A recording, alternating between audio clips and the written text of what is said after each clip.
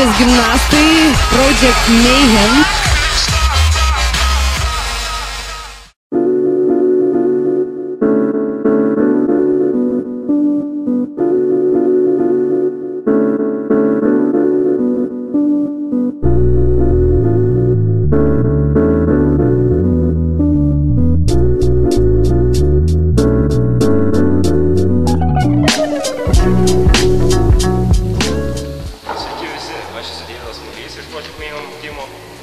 Sveiki, aš esu Robert Polonskis, taip pat iš Project Mayhem komandos. Šiandien norėjom nufilmuoti ilgai jau lauktą plačią pamoką, todėl mes dviese papasakosim būdus, kaip mes treniravom ir kaip mes taip pasiekėm. Taigi aš ir Robertas plančią treniravom skirtingais būdais, todėl aš papasakosiu, kaip aš treniravau pirmoje dalyje, o Robertas antroje dalyje. Aš treniravau plančią progresijomis, tai yra pradėjau treniruotis nuo tuck plančią, tada perėjau į advanced tuck, vėliau į straddle, o po to jau galiausiai full planche, ką aš padarau labai retai. Realiai plančio pratimas visą laiką turi būti atliekamas ant pilnai ištiestų rankų. Jeigu jūsų rankos nors truputį susilenkia, tai jau yra ne plančia ir pagrindinė apkrova nusiema nuo pečių. Todėl plančio pratime kažkur 80% reikalauja pečių jėgos, o 20% visa kita. Daug kas sako, kad jiem trūksta apatinės nugaros, neišlaiko apatinę nugarą ir negali nulaikyti plančios. Jeigu jūs galite back leverį išlaikyti kokias 10 sekundžių, tai jūsų apatinės nugaros pilnai užtenka, reiškia, pas jūs per silpni pečiai. Taip kad dabar parodysiu, kaip reiktų treniruotis.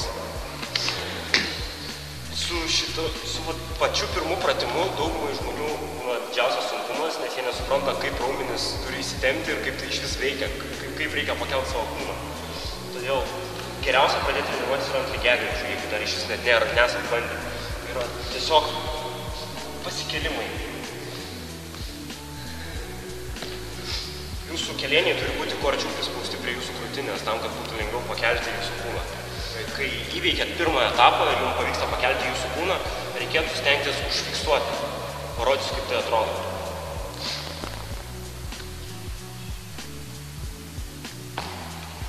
Taip reikėtų treniruoti kažkur 6 setus į vieną dieną ir treniruotės mažiausiai 4 kartus į savaitę. Tai 2 treniruojatės, 1 laisva, 2 treniruojatės, 2 laisvos. Užlipiant lygiagrečio arba ant žemės, čia jau galite daryti kaip tam patogu. Reikėtų stengtis užlaikyti maksimaliai ir tarp setų kažkur tarp minutės ir 2 minučių, maksimum 2,5 minutės poilsio. Treniruotė netrunka labai ilgai, tikrai nereikia plančias treniruoti, ten porą valandų, užtenka ten pusvalandžio tokio, nes tikrai nepavyks ir jau nebus tiek jėgų. Dabar daug kyla klausimų dėl rankų pozicijos. Realiai nėra labai didelio skirtumo, rinkitės jums patogią poziciją, kad nebūtų riešų skausmų. Šiaip, realiausiai, dažniausiai daug kas daro 90 laipsnių iš šonų. Pirštai grynai žiūri į šonus. To, kad tada mažiausiai susilenkia riešas, tarkim, pas mane jisai daugiau 90 nesusilenkia, taip aš plančiai niekada netreniruoju. Tai arba taip, arba iš vis atsukus atgal. Bet esmė tame, kad pirštai žiūri atgal, žymiai sunkiau pagauti balansą. Bet čia jau rinkitės pagal save, kiekvieno skonio reikalas.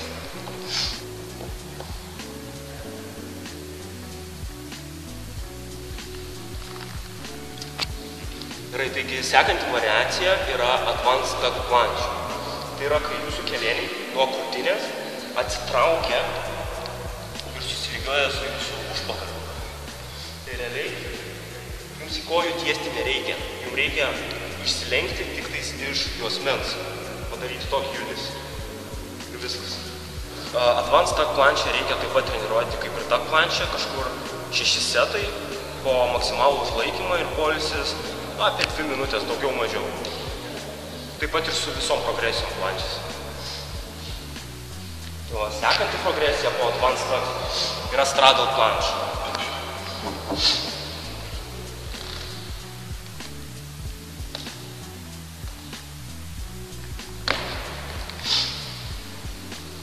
Realiai, tai jūs turite tiesiog išskiesti kojas. Tačiau labai daug žmonių susiduria su problema, kad jie pradeda tiesti kojas ir jie iš karto nukrenta. Kame yra problema? Reikia nebijoti palinkti smarkiau į priekį. Jeigu trūksta palinkimo kampo, jūs tiesiog negalite išlaikyti pusiausvyros ir jūsų kojos pradeda leistis. Reikia nebijoti svertis į priekį. Jeigu jums yra baisu, jūs neturite lygiagretėlių, jūs treniruojate namuose ant žemės, pasidėkit priešai save porą pagalvių, jeigu krisit, jūs nesusižalosit. Taigi, paskutinė standartinė plančio variacija yra full planšas.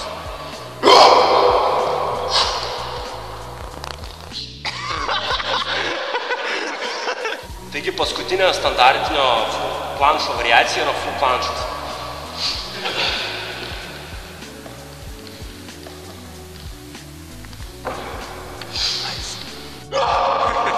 Kaip patogiau pereiti į full planšą? Šiaip yra daug būdų ir jums reiktų tiesiog išsibandyti ir kuris jums labiausiai patinka. Tačiau galima vilkti kojas ir stengtis atsiplėšti. Galima iš strado pozicijos stengtis suglausti kojas, tačiau reikia nepamiršti, kad vienu metu turite ir dar labiau palinkti į priekį, nes dar daugiau svorio pradės sutempti ties kojom žemyn. Taip pat norėčiau papasakoti, kokios man buvo didžiausias problemos. Man buvo didžiausias problemos iš advanced tuck pereiti į straddle planšą, nes skirtumas tarp pratimų sudėtingumo yra pakankamai didelis ir nežinau, man ilgą laiką tai nepavyko, todėl aš dariau tokį vieną pratimą. Kai pas mane pakankamai stiprus buvo advanced tuck planšė, kai aš laikiau maždaug 20 sekundžių, 25 sekundės, aš stengiausi pereiti prie straddle ir man niekaip nesigavo. Todėl dariau kažkur irgi 5 setus, čia vietoj planšio treniruotės. Tai buvo tarp 3-4 pakartojimų, 6 setai, taip pat 2 minutės pertraukos, buvo daromi tokie pratimai.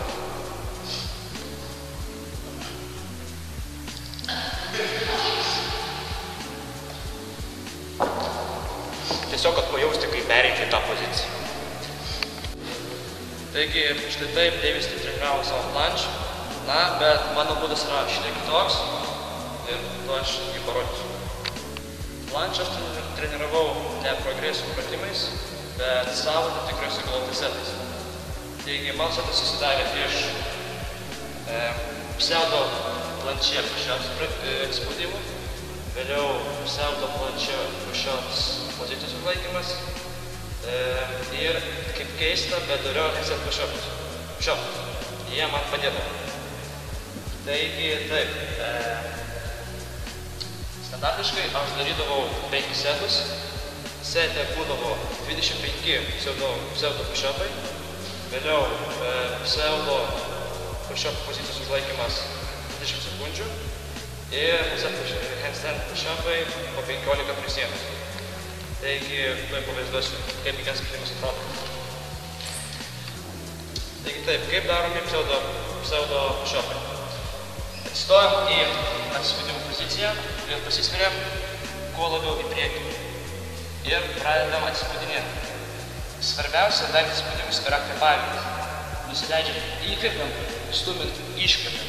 Ir taip darom.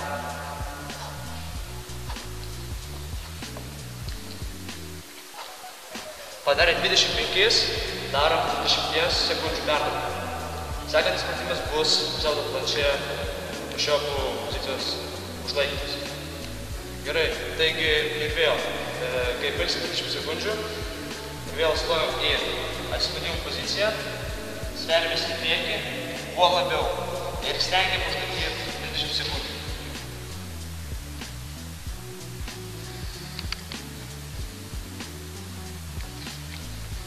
Taipogi nepamirškite laikydami kvėpuoti, nes kvėpavimas yra labai svarbu.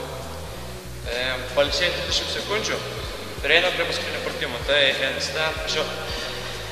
Juos darom prie sienos ir taipogi kvėpuojam. Nusileidžiam įkvepiam ir spaudžiam iškvepiam.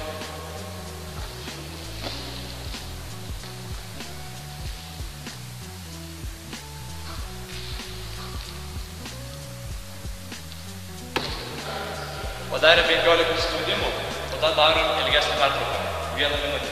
Pailsėję 1 minutę, tada pradedam kartuoti tą patį setą. Tokius setus darom 5 iš viso. Taip, besitreniruodami, tiesiog su laiku didinkit pakartojimų skaičių ir taip jūs galėsit tobulėti. Treniruotės aš rekomenduoju 3-4 kartus per savaitę, bet galima ir daugiau, jeigu jūsų raumenys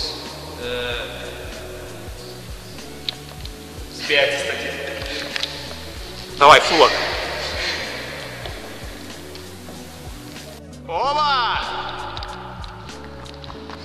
Planšė yra ganėtinai sunkus pratimas ir išmokti jį užima labai daug laiko, tai nuo pusės metų iki metų ir daugiau.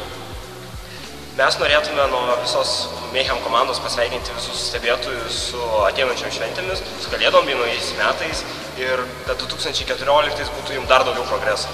Sėkmės!